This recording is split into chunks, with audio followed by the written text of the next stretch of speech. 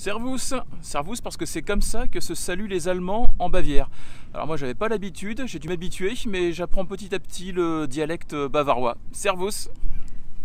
Alors bonjour à tous, on est le vendredi, je sais plus combien, 9 août je crois.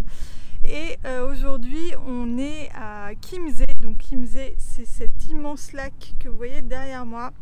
C'est le plus grand lac de Bavière, c'est vraiment très grand, il y a plusieurs îles dessus.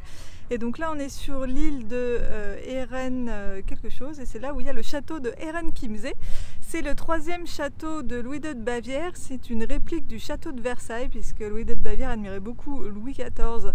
Et quand il est allé à Versailles plusieurs fois, il a voulu faire une réplique, sa propre réplique, qu'il a construite donc sur cette île.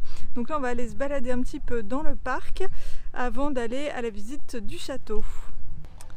Alors nous voici arrivés au château. Il y a effectivement comme un air de famille avec Versailles. Voilà, et puis devant on a des petits jardins avec les statues, probablement une statue de Louis XIV là qu'on voit sur son cheval.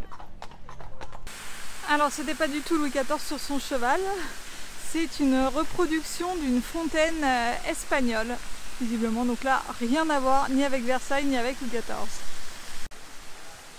On sort de la visite du château là, de Ehren-Chiemsee, donc vous voyez derrière moi que je vous montrais tout à l'heure. Alors l'intérieur du château ressemble beaucoup à Linderhof, qui était lui-même très fortement inspiré par Versailles. Donc Linderhof, c'est celui qu'on a fait il y a 2 jours. Mais là les pièces sont beaucoup plus grandes et encore plus richement décorées et tout. L'intérieur du château est hyper beau, c'est vraiment hyper bien cette visite.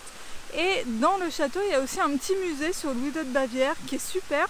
Il y a plein d'objets, plein de trucs, plein de maquettes de ce qu'il voulait construire en fait et qui n'a jamais été fait faute de moyens.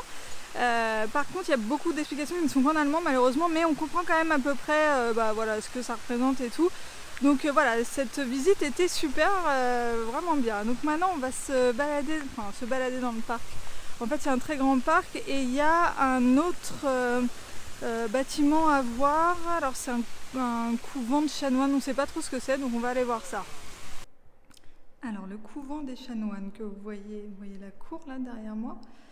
Donc c'est un couvent qui a été construit en 700 et quelques, donc qui est très très vieux et qui a été ensuite abandonné au tout début du 19e. Et Louis II de Bavière, quand il a acheté l'île pour faire construire le château, avant de faire construire en Ehren-Chiemsee, il habitait ici, il s'était fait construire, il s'était fait aménager en fait quelques pièces là du couvent qui étaient abandonnées. Et pour finir la visite de l'île, on prend une petite glace au café de l'île qui est un petit peu surélevé. Vous voyez, on a une superbe vue sur le lac Chiemsee avec tous ces petits bateaux.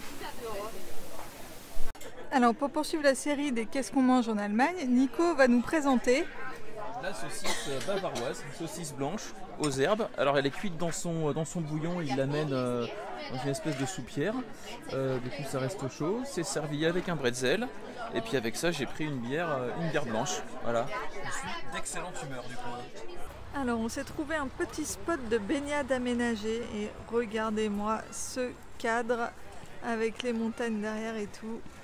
Voilà, on a pris notre petit bain dans le lac, c'était super chouette. Et nous voici de retour à l'hôtel avec cette vue, quoi, sur les montagnes et tout. Donc voilà, on a passé une super journée, c'était vraiment bon, déjà il a fait hyper beau et puis les visites, la Ehren-Chiemsee, le château, c'était top. Et ce lac, le Chiemsee, au milieu des montagnes et tout, avec les vues, c'est vraiment splendide, magnifique. Donc voilà, c'est tout pour aujourd'hui, puis je vous retrouve demain. Bye bye!